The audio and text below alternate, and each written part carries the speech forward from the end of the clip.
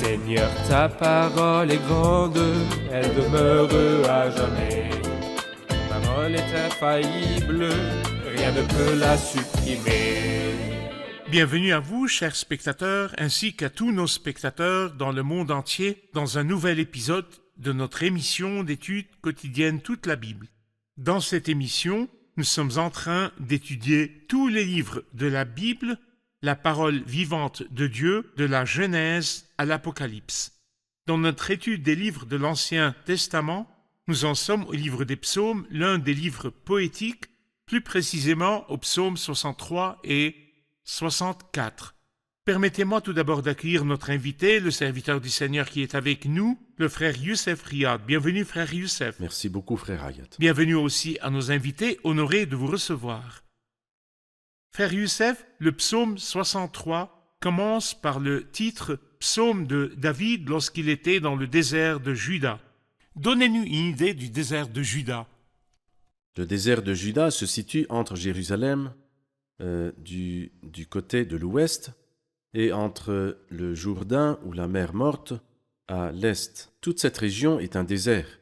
Et cela nous rappelle les paroles du Christ quand il disait « Un homme descendait de Jérusalem À Jéricho, une terre aride et stérile, pleine de voleurs et de bandits, parce que c'est une terre sans bien. » Il l'appelle ici une terre aride, desséchée et sans eau. Le contexte dans lequel ce psaume a probablement été écrit est lorsque David était poursuivi par son fils Absalom. Donc, cela l'obligea à quitter Jérusalem et à se diriger vers le Jourdain et à traverser le désert de Juda. Une situation dramatique, car pourquoi David a-t-il dû s'enfuir de son palais pieds nus et tête couverte? Parce que son fils voulait le tuer. Et je pense qu'il n'y a pas de pire tragédie qu'un homme puisse vivre que son propre fils, qui est issu de lui et à qui il a fait tout le bien, veuille le tuer. Il ne voulait pas seulement remplacer son père sur le trône. Donc la situation de David était très difficile. Est-il possible pour un croyant qui traverse des circonstances tragiques de chanter et louer? Eh bien la réponse est oui, le désert de Juda nous le dit, car le mot Juda veut dire louer louer. Comme pour dire que même si la terre est aride, même si les circonstances sont tragiques, moi je suis capable de prendre ma harpe et de louer. Cela s'est-il produit avec d'autres personnes dans des situations tragiques et pourtant ils ont adoré Dieu et l'ont loué? La réponse est oui. Léa, qui est la mère de Juda, le premier homme de la Bible nommé Juda et le premier homme au monde nommé Juda, était le fils de Léa, dont la situation était difficile, comme nous le dit Genèse 29. Son mari ne l'aimait pas et ne s'occupait pas d'elle, et peut-être quand il la voyait, il s'irritait, parce qu'elle lui rappelait le pire jour de sa vie, quand son beau-père l'a trompée et lui a donné en mariage celle dont il ne voulait pas, et ne lui a pas donné la femme pour laquelle il a servi pendant 14 ans, et pour Léa, il n'aurait pas servi même pour une demi-heure. Il a dû l'épouser. Et notre Dieu est un Dieu qui est juste, un Dieu merveilleux. Il a dédommagé cette femme en lui permettant d'avoir des enfants tandis que Rachel était stérile. Elle lui donna un fils, et un autre, et un troisième, et elle espérait que Jacob la regardait, mais en vain. Et quand elle mit au monde le quatrième, elle a dit « Cette fois, je célébrerai l'Éternel ». Alors pouvons-nous célébrer le Seigneur lorsque nous sommes sur une terre aride? La réponse est oui. Le désert de Juda nous l'enseigne. Dans le Nouveau Testament, y a-t-il quelqu'un qui a traversé des temps difficiles et qui malgré cela a loué et adoré? Oui, bien sûr, le fils de David. Après avoir chanté, le Seigneur Jésus-Christ. Le Seigneur Jésus-Christ, c'est vrai. Et puis, Paul et Silas, dans la prison de Philippe, il dit qu'ils priaient et chantaient les louanges du Seigneur. Et cela nous enseigne que lorsque Dieu est avec nous, dans les circonstances difficiles, nous pouvons le louer et le chanter. Le miracle de la foi chrétienne qui nous donne la capacité de chanter, non pas parce que, mais en dépit d'eux. Les gens se réjouissent parce que nous nous réjouissons en dépit d'eux. Oui. Et c'est le miracle de notre relation avec Dieu. Tout à fait, très bien. Je vais lire quelques versets puis revenir vers vous. Allez-y. Ô Dieu, tu es mon Dieu, je te cherche. Mon âme a soif de toi. Mon corps soupire après toi, dans une terre aride, desséchée, sans eau.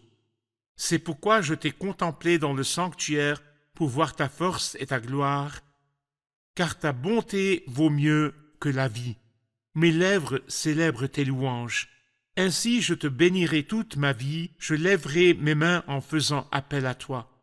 Je serai rassasié comme par une nourriture succulente et abondante, et avec des cris de joie sur les lèvres, Je te célébrerai lorsque je penserai à toi sur mon lit, lorsque je méditerai sur toi pendant les heures de la nuit. Oui, tu es mon secours, et je crie de joie à l'ombre de tes ailes. Mon âme est attachée à toi. Ta main droite me soutient. Mais ceux qui cherchent à ruiner ma vie iront dans les profondeurs de la terre. Ils seront livrés à l'épée, ils seront la proie des chacals. Le roi se réjouira en Dieu. Tout homme qui prête serment par lui pourra s'en féliciter, car la bouche des menteurs sera fermée. Bien sûr, j'ai voulu lire tout le psaume parce que toutes ces paroles sont encourageantes. C'est vrai. Mais pouvez-vous nous donner une idée de la progression qui a commencé par la soif de Dieu, le corps qui soupire après Dieu, la plénitude de Dieu, puis la louange? Donnez-nous ces étapes de progression. Tout d'abord, ce psaume a l'un des plus merveilleux commencements. Ô Dieu, tu es mon Dieu. Et je m'arrête sur le mot mon Dieu. Il est Dieu. Oui, il l'appelle bien ô Dieu, mais aussi autre chose qui est magnifique, mon Dieu. Et ceci nous rappelle Moïse quand il dit « Il est mon Dieu, je le célébrerai, il est le Dieu de mon père. » Mon Dieu. Et Ruth, la grand-mère de David, a dit la même chose. Dans le livre de Ruth, chapitre 1, elle a dit « Naomi, ton peuple sera mon peuple, et ton Dieu sera mon Dieu. » Et Paul aussi a dit « Et mon Dieu pourvoira à tous vos besoins, conformément à sa richesse avec gloire. » Le mot « mon Dieu » est magnifique. Mais ici, il dit « Ô Dieu, tu es mon Dieu, je te cherche. Mon âme a soif de toi. » Mon âme a soif de toi, encore une fois, de toi. Mon corps soupire après toi. Le mot de toi ou après toi, n'oublions pas que nous lisons de la poésie. Ce psaume-là signifie qu'il est écrit en vers. Et en effet, il fait partie des livres poétiques. Et en poésie, il est très courant de souligner une idée une fois, deux fois, trois fois. « Ô Dieu, tu es mon Dieu, je te cherche. Mon âme a soif de toi, mon corps soupire après toi, de toi, après toi. » C'est la soif. Mais si un croyant a soif de la personne de Dieu, sera-t-il étanché? La réponse est oui. Il dit « Je serai rassasié comme par une nourriture succulente et abondante. » Il y a beaucoup de choses que nous pouvons désirer et ne pas obtenir, à l'exception de Dieu. Heureux ceux qui ont faim et soif de la justice. Heureux ceux qui désirent, heureux ceux qui soupirent après lui et qui aspirent à lui comme le psalmiste ici. Et la réponse est évidemment qu'il doit être rassasié. Et comme il dit, il a désaltéré les assoiffés. Et il dit aussi, il a comblé de bien les affamés. Alors Dieu donne le bien à tous ceux qui le désirent et qui aspirent après lui. La beauté de ce psaume est qu'il commence dans le désert, puis conduit le croyant à « C'est pourquoi je t'ai contemplé dans le sanctuaire pour voir ta force et ta gloire ». Du désert pour le voir dans son sanctuaire et de la soif à la satiété. Je serai rassasié comme par une nourriture succulente et abondante. Nous allons faire une pause puis prendre une question du public. Chers spectateurs, je vous retrouve après la pause. Ne quittez pas. Le 73e psaume, psaume de David, lorsqu'il était dans le désert de Juda. C'est un psaume spécial. Il est comme un baume pour toutes sortes de maux et comme un pansement pour les blessures. Il a été un merveilleux psaume pour les croyants à travers les âges, car il parle de la soif de l'eau de la vie. Quelqu'un a dit, au temps des ancêtres, il était convenu qu'il ne se passerait pas un jour sans que ce psaume ne soit chanté publiquement. Dans l'Église primitive, ce psaume était chanté tous les matins ou dans toutes les assemblées générales.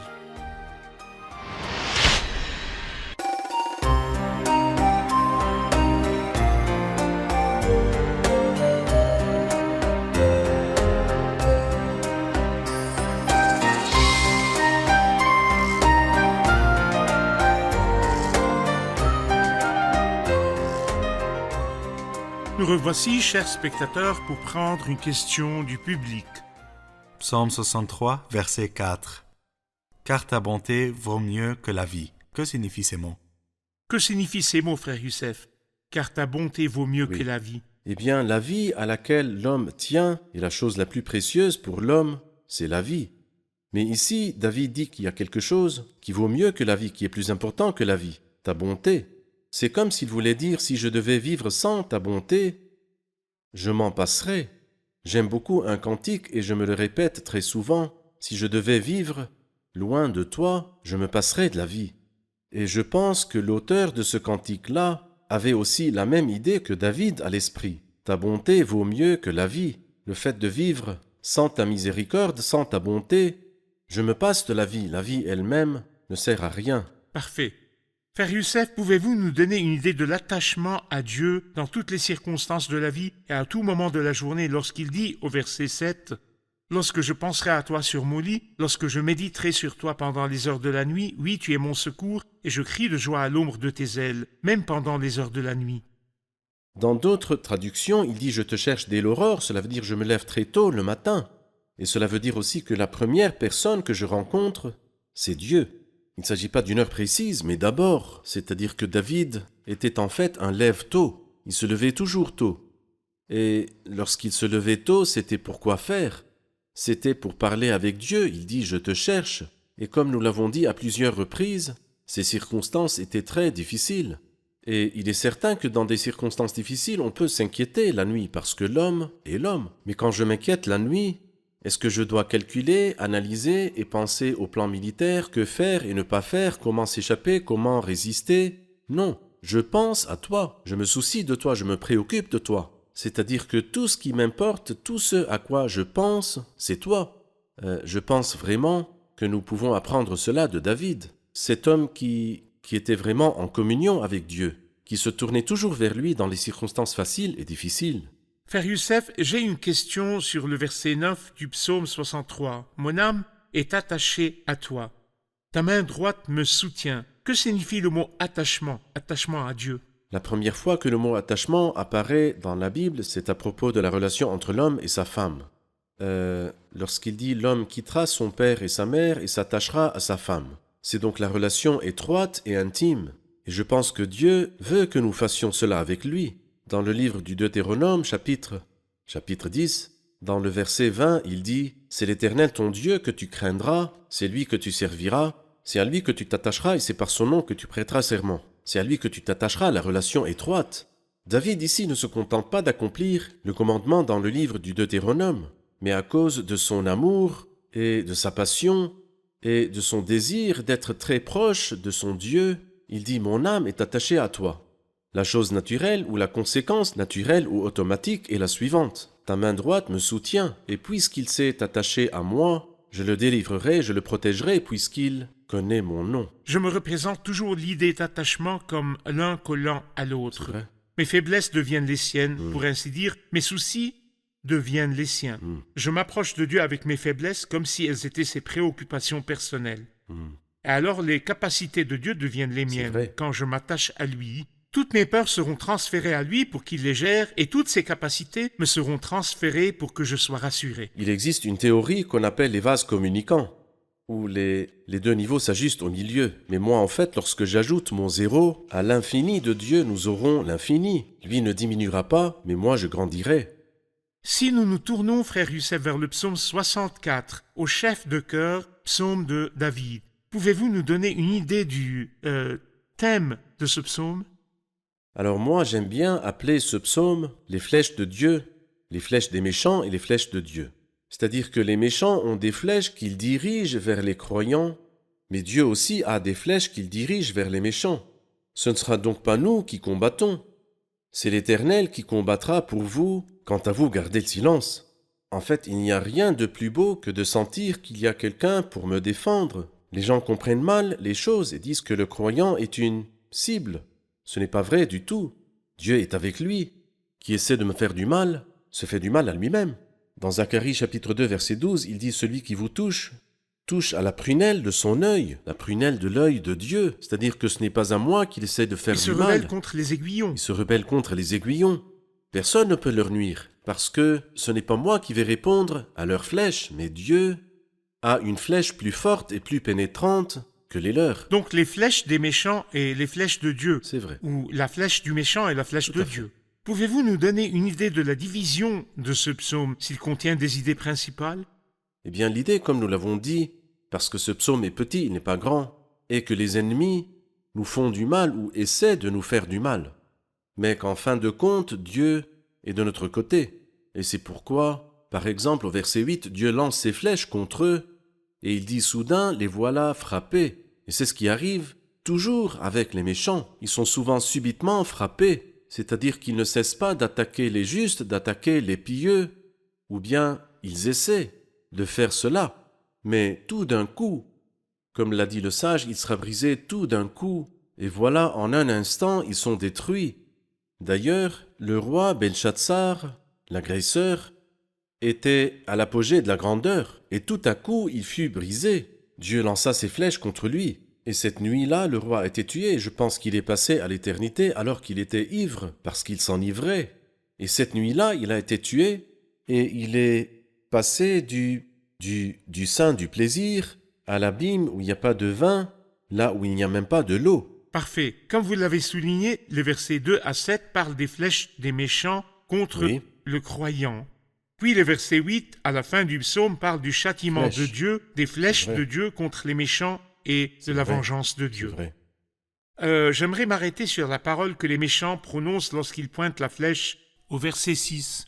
Ils se fortifient dans leur méchanceté, ils se concertent pour tendre des pièges. Ils disent « Qui les verra ?» avec un point d'interrogation. Que signifie « Qui les verra » Eh bien, c'est le langage des méchants qui pensent que personne ne les verra. Si nous allons au psaume 59 que nous avons déjà étudié, dans le verset 9, il dit « Mais toi, Éternel, tu te ris d'eux. Tu te ris d'eux, tu te moques. » Parce qu'au verset 8, il dit « Ils disent, qui est-ce qui entend ?» C'est-à-dire personne n'entend. Et ici, ils disent « Personne ne voit. » Si nous allons au chapitre 10, psaume 10, dans le verset 11 qui dit « Il dit dans son cœur, Dieu oublie. » Et il dit « Il se cache, il ne regarde jamais. » Et la vérité, c'est que Dieu entend et que Dieu voit. Celui qui a fixé l'oreille n'entend-il pas? Et celui qui a formé l'œil ne voit-il pas? Est-il possible? Mais malheureusement, le méchant se comporte comme l'autruche. Il enfouit sa tête dans le sable, il dit « Je ne vois pas le chasseur, vous ne le voyez pas, mais il vous voit. Vous ne voyez pas Dieu, vous lui dites « Éloigne-toi de nous, nous ne désirons pas connaître tes voies, d'accord? Vous ne le voyez pas, mais lui ne vous voit-il pas non plus? Dieu vous voit et vous entend. » Il comprend mal la patience de Dieu. Exactement. Ce n'est pas parce que Dieu attend et ne veut pas se venger qu'il Exactement. n'existe pas et qu'il a C'est vrai. abandonné son peuple. Non, il doit intervenir au moment prévu. C'est vrai. Nous allons faire une pause puis prendre une question du public. Chers spectateurs, je vous retrouve après la pause et je vous encourage pendant la pause, si vous avez des questions ou des demandes, envoyez-les nous et par la grâce de Dieu, nous essayerons de vous aider. Je vous retrouve après la pause.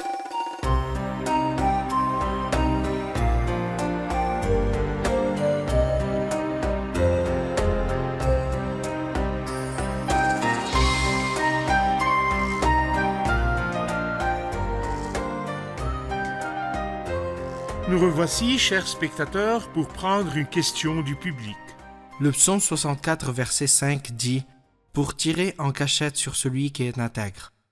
Que signifie ici « en cachette » Bien sûr, nous devons savoir qui est l'homme intègre qui est exposé au complot des méchants et que signifie « en cachette ». Celui qui est intègre, c'est David, il parle de lui-même ici. Et il est certain qu'il ne veut pas dire du tout qu'il est absolument parfait, parce que la perfection absolue appartient à Dieu. Mais il veut plutôt dire « Je suis insulté » ou « menacé de mort, non pas pour un péché que j'aurais commis. Dans ce cas, Dans je ne cette suis pas affaire-là, coupable. je ne suis pas à blâmer. » Exactement. Et en cachette signifie en secret. Et c'est pourquoi il dit « Qui les verra ?» Qui nous verra? C'est-à-dire que nous tendons ou bien nous cachons des pièges. C'est ce qu'ils disent dans le verset 6, qui dit « Ils se fortifient dans leur méchanceté, ils se concertent pour tendre des pièges. » C'est-à-dire qu'ils ont caché le piège et ils ont dit « Personne ne nous verra, j'ai caché le piège et j'ai maîtrisé la tromperie d'une manière précise. » Et il est certain que cet innocent et intègre y tombera pour sûr. Mais comme nous l'avons dit, eux ils ont des flèches, mais le Seigneur a des flèches et il les lancera au moment voulu, c'est-à-dire au moment où le cercle peut se refermer sur moi et où il n'y a qu'un seul pas entre moi et la mort, comme David l'a dit une fois. Il n'y a qu'un pas entre moi et la mort, mais ce pas n'a jamais été franchi. Et c'est Saül qui est mort et non pas David, parce que Dieu, au moment voulu, fait son intervention d'une façon miraculeuse. Parfait. Lorsque Dieu est intervenu et a commencé à lancer les flèches de la vengeance contre les méchants, il dit au verset 8, Dieu lance ses flèches contre eux, soudain les voilà frappés. Leur langue a causé leur chute. Tous ceux qui les voient hochent la tête. Tous ceux qui les voient hochent la tête. Qu'est-ce que cela veut dire? Cela veut dire qu'ils apprennent en voyant, en regardant, ils disent « Regardez ce qui est arrivé à cet homme violent qui voulait faire du mal à l'homme intègre. » Ils hochent la tête en guise de moquerie à l'égard de cet homme qui est violent, que le Seigneur l'a attrapé ou a traité avec lui avant qu'il n'attrape l'homme juste, pour ainsi dire. Il a été brisé tout d'un coup. Comme il dit dans les Proverbes chapitre 29, l'homme qui mérite des reproches et qui se montre réfractaire sera brisé tout à coup, sans remède. C'est ce qui est arrivé au Pharaon, qui avait de mauvaises intentions à l'égard du peuple de Dieu, mais le Seigneur l'a devancé et l'a noyé dans la mer Rouge. Ils virent les cadavres du Pharaon et de ses armées flotter sur les eaux de la mer.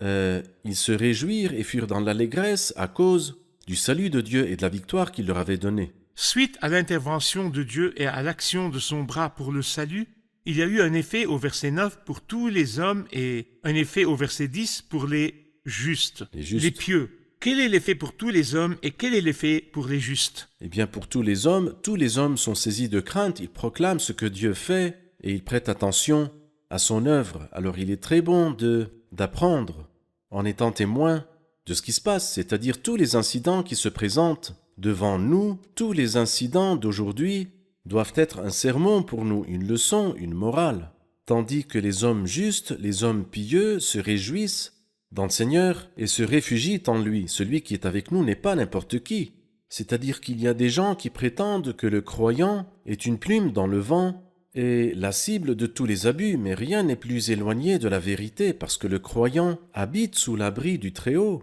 et repose à l'ombre du Tout-Puissant. 6 000 tombent à côté de toi et 10 000 à ta droite, tu ne seras pas atteint. C'est ce que nous voyons dans ce merveilleux psaume. Parfait, je vous remercie frère Youssef, que Dieu vous bénisse. Passons maintenant aux commentaires du public. Qu'avez-vous appris aujourd'hui? J'aime l'idée « Ô Dieu, tu es mon Dieu », l'idée que Dieu est mon Dieu personnel. Cyril? Le croyant n'est une cible pour personne, mais nous habitons sous l'abri du Très-Haut. Parfait. Frère Atef? Nous pouvons chanter, nous pouvons louer, même dans le désert et les circonstances difficiles, quand nos regards sont tournés vers le Seigneur et il est avec nous. Bishoy? J'ai appris que le croyant habite sous l'abri du Très-Haut, il bénéficie d'une protection du Seigneur. Rafik?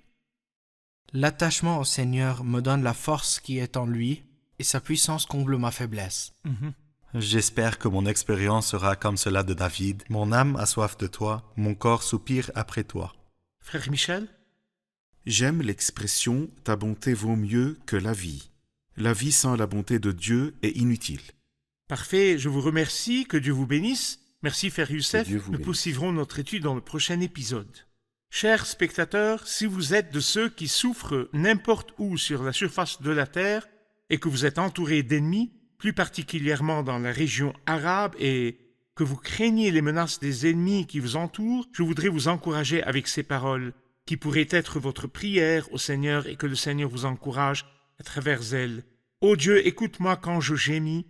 Protège ma vie contre l'ennemi que je redoute.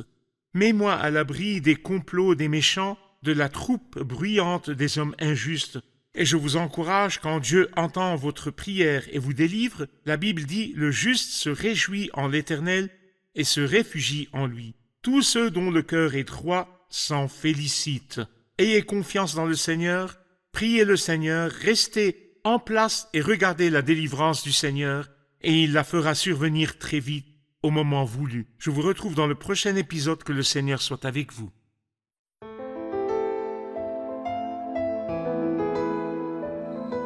Seigneur, ta parole est grande, elle demeure à jamais. Ta parole est infaillible, rien ne peut la supprimer.